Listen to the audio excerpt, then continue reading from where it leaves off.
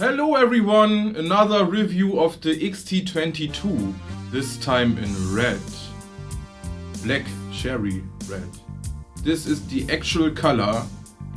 I turned off the headlight here to get the right color. It's really a nice glowing red sometimes, but it's very dark. It's a dark red. Really nice looking, the back. I forgot to show you the back in the unboxing video. I don't know why, I'm sorry. Sometimes I'm a step ahead and want to do something else already, and then I forgot what I wanted to do at that moment. So, some of you are asking yourself, man, why will he do another review of the XT-22? Because he already did one of this year, of the Paradise Flame one. It's because it's a red one, and of course it will sound completely different. No. It's because I got another amp, the Ignator, in the background. I made a review on this with the Bugera V22, and I got now the Ignator tweaker thanks to everyone using my Thomann link. Okay, because with all these points, I think I had 12,000 points. Okay, and 1 point is €1 if I'm not wrong. 12,000 euro are gone through my partner link. So Thomann, I should be slowly getting on your payroll, I think.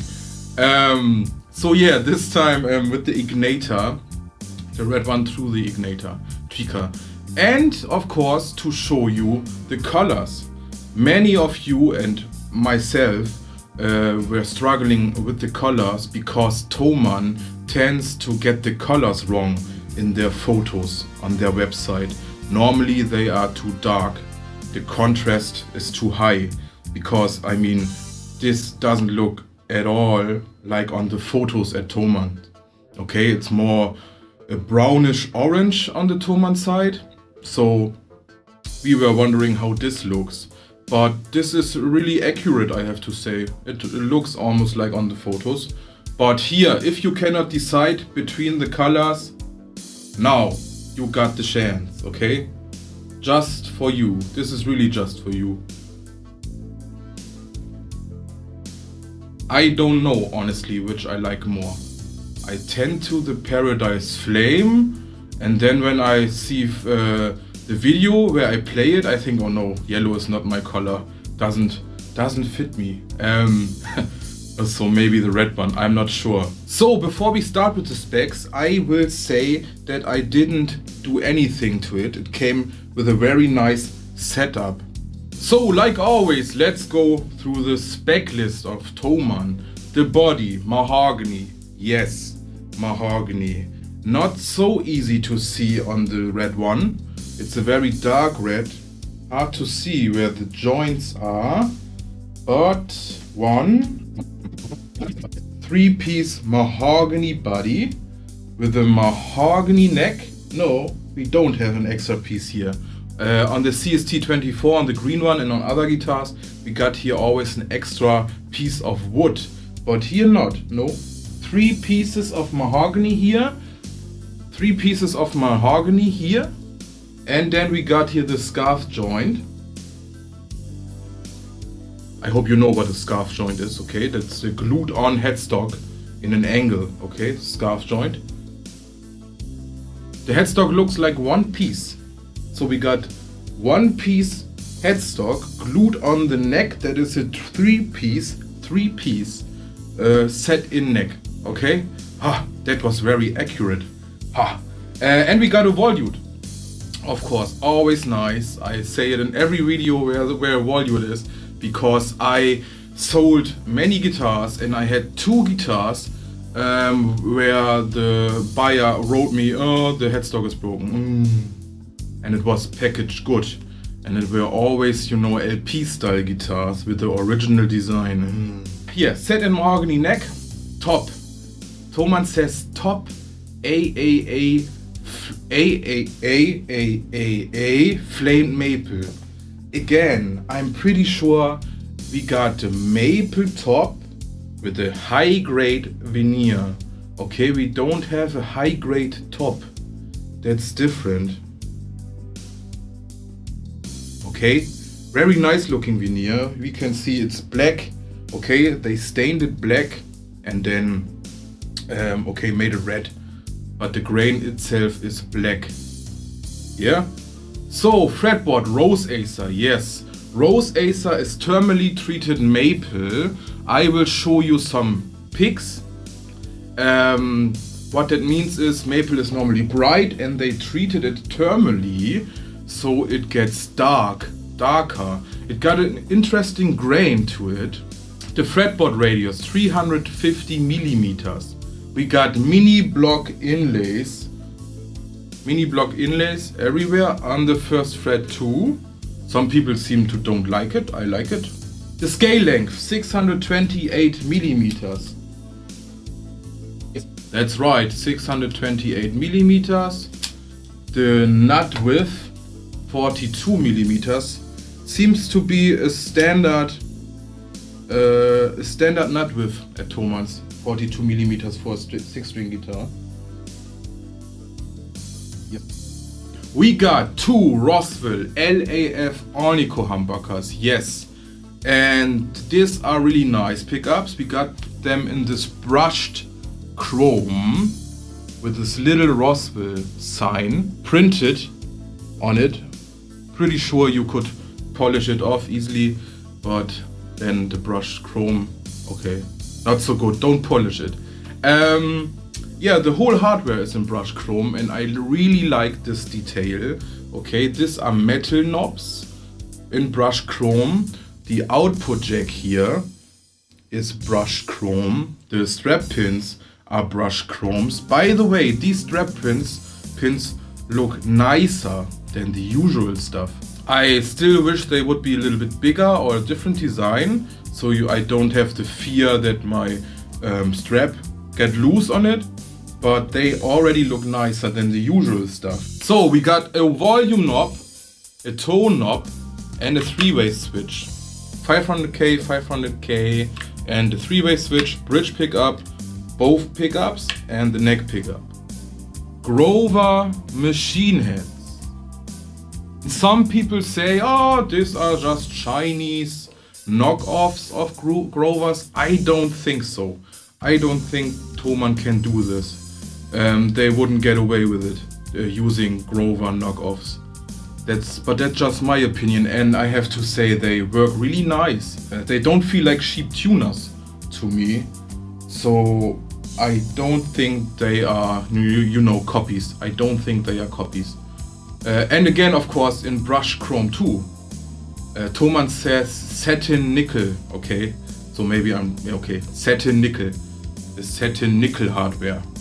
I said brushed chrome, okay, sorry. Satin nickel hardware. Yeah, Tune-o-matic bridge and stop tail. And the quality on these is really good. And I need to find other words for really, good, nice, and absolutely. So let's say the Tune-o-matic bridge and the tailpiece is of decent quality. Yeah, and of course Black Cherry Flame. So that are the specs that Thomann says. Now let's go further. What do we have here? We got a cream binding, complete cream binding all around the body, even here on the cutaway. Okay, all around the body. Here, the neck, even here on the humbucker. Okay, there's the binding all around the neck, and not on the headstock again. That's a cream binding, not white, very creamy. Fits nicely, gives a little bit vintage look. Okay, we got a belly cut, but that's not really something for the spec list. Or am I wrong? Really nice looking belly cut, really give it a sexy calf. Always got this word sexy here when I see this. Really nice. And the guitar is not very light, not super heavy, don't get me wrong. 22 medium frets. Thomann doesn't say anything about them right now here. Rounded on the edges. Absolutely not sharp anywhere. And my guess is 2.7 millimeters again, 2.5 millimeters. I don't know if you will notice 0.2 millimeters, but they are a little bit tiny smaller. Okay, just to let you know, they are polished, rounded on the edges. Nice. And the nut, again, they forgot the nut. Bone or bonoid. Something like this, not plastic for sure. And yeah, people, that's about the specs. So hello everyone, the ignitor, the equalizer is all flat, modern switch is on. We are in the AC mode, in the clean mode, and the gain is around 11 o'clock. So that's the clean sound of the neck pickup.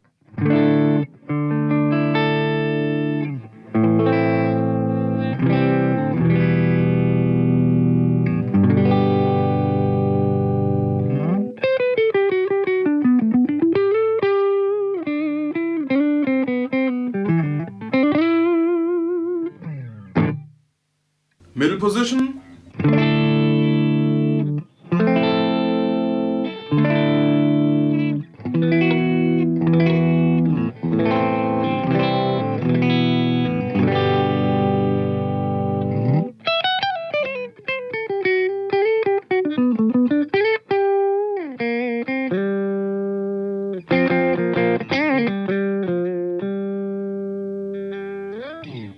And the bridge pickup.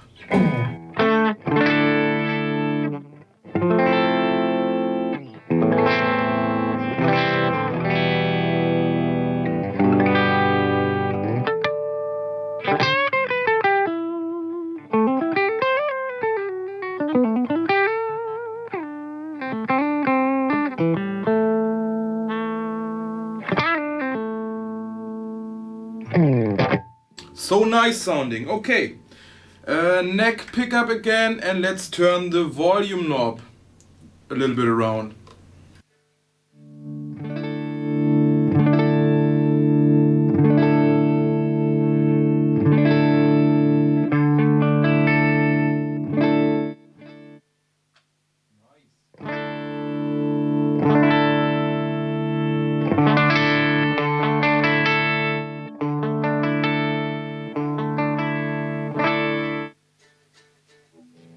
Same with the tone knob all the way down.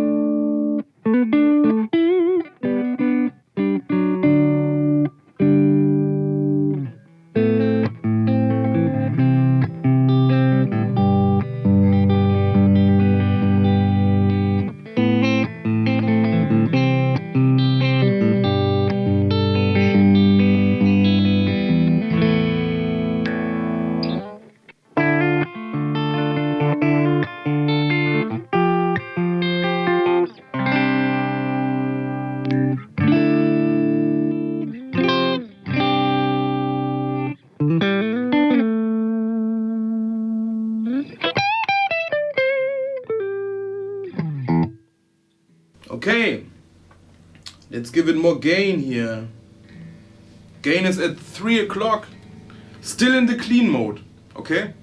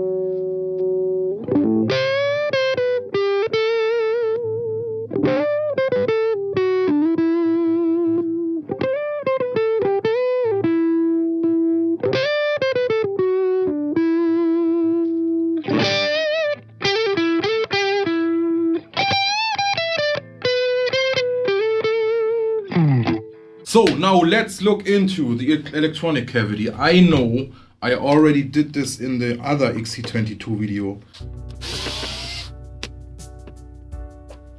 And there we have it, a shielded electronic cover. First thing we see, little wood dust, and it smells funny.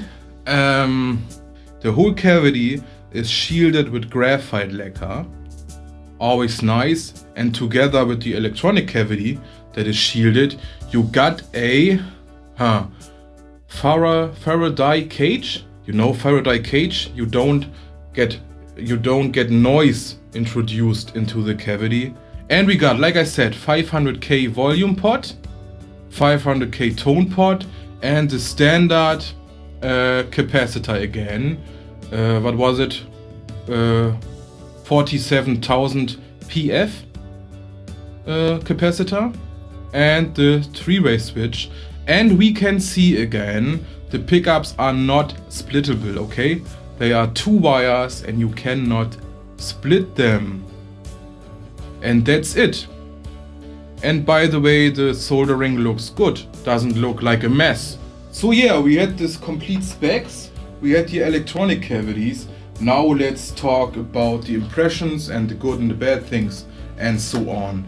And I sometimes forgot to mention the stock setup, okay? And this is the stock setup, and it's a very good setup. Not always. I'm used to normally get the strings a little bit down to make a quarter turn on the truss rod, and then normally it's good. That what I'm used to on Harley Bentons, but on this guitar it was already good right out of the box. We got an action of 2 millimeters here on the 12th fret and 1.5 millimeters on the high E on the 12th fret, and it's a good setup and it feels nice. The guitar is easy to play, got a lot of sustain. So that's about the stock setup. The intonation is right, if I'm not wrong. Is right if I'm not wrong.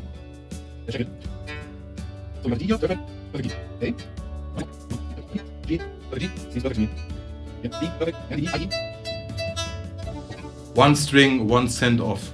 I mean, that's very nice, very good setup. Right out of the box. That's not always like this. I have to say that, okay? If you buy a Harley Benton, you should really know how to set up a guitar. Everybody that plays guitar should really know themselves how to set up a guitar, okay? Don't let anybody else do that for you. You are the only one that knows when it feels right, okay? So yeah, that was that. Stock setup, very nice. Okay. Let's go in the hot channel now. Bridge pickup.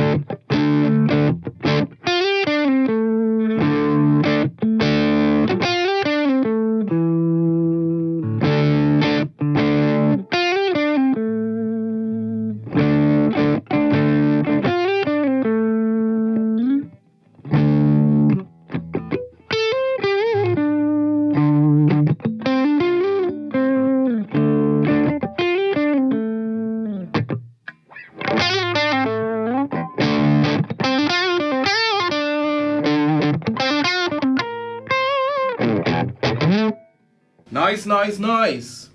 So let's go more in the high gain stuff.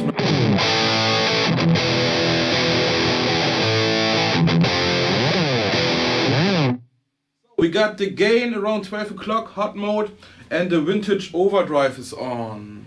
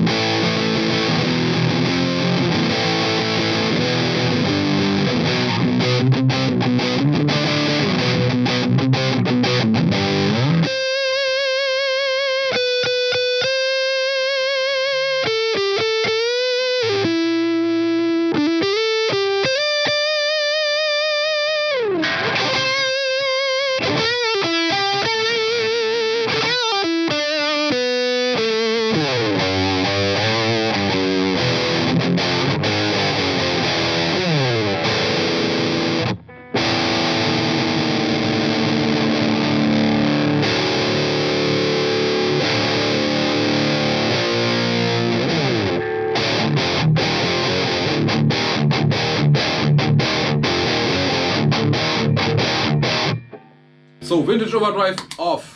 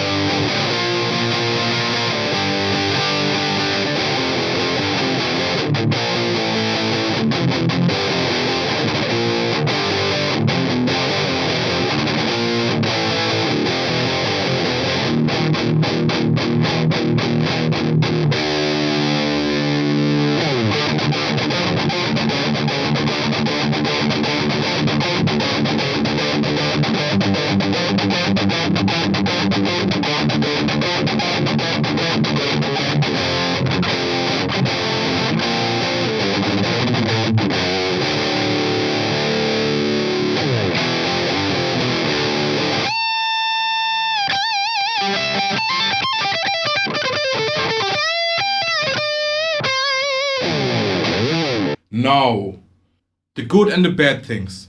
Let's talk about the bad things. And like on the XT-24 on the green one, I got a very hard time doing that. The XT-22, the CST series, and the SC Custom series from Harley Benton is really on its own level. They are the most decent guitars I know from Harley Benton, okay? So let's look into this here. The nut is perfectly slotted, no problems on this. The lacquer is nice. We got some scratches around here on the black, on the black headstock. The threads are polished and rounded. The fretboard is maybe a little bit dry and a little bit rough. We got some scratches again on the back here, and there were already some fingerprints on the satin nickel pickup covers, and I cannot wipe them away. They are, they will stay there, it seems. And that's it. That's it about the bad things. You see, it's not much, especially not for the price. Really nice. And let's go to the good points. So, where do I start? I mentioned the volute. I mentioned the tuners. They work really nice. We got a bone nut. So, this guitar really got nice resonance. Not because just of the bone nut, but of course it helps, okay? And because of the design, we can reach the 21st fret really easily, and the last fret not very easy, but it's doable, okay? I have to reach out a little bit to the last fret, but that's it, because of this corner here. You can see it, okay? There it stops, and then I have to go a little bit more to go to the last fret, but that's it. Overall, the playability is really nice. You don't feel a neck heel at all.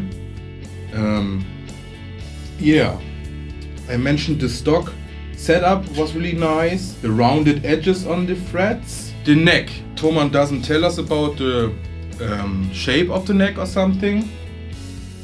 I will show you here two pics of the 1st fret and 12th fret.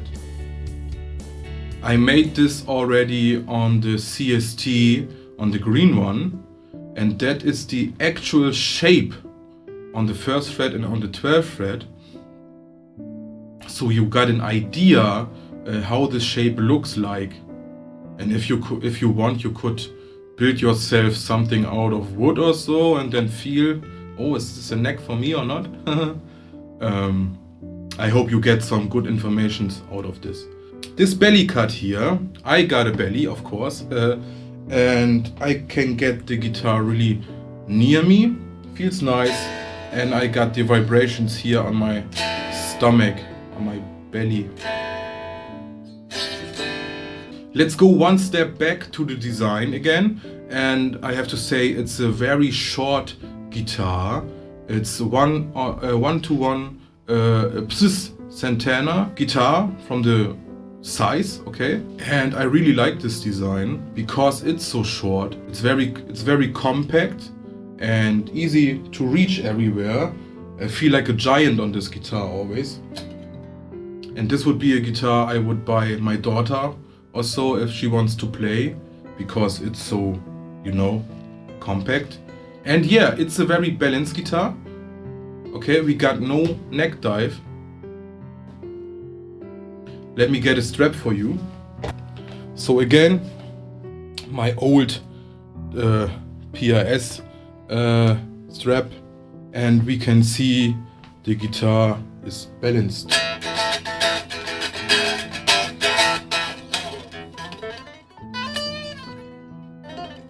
And man, so nice to play. Last fret here.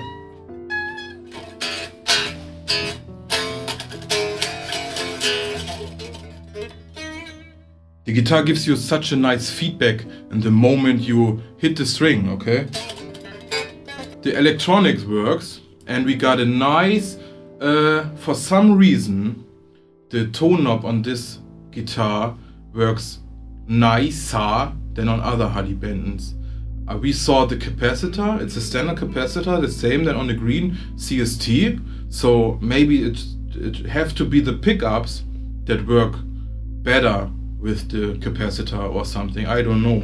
But we can get a good woman sound out of these pickups and the tone knob. And yeah, the overall electronic works nice. There are no problems. I mentioned the whole hardware is set in nickel and looks very classy. And yeah, the weight. And yeah, honestly, that's it. I forgot something. I don't think so.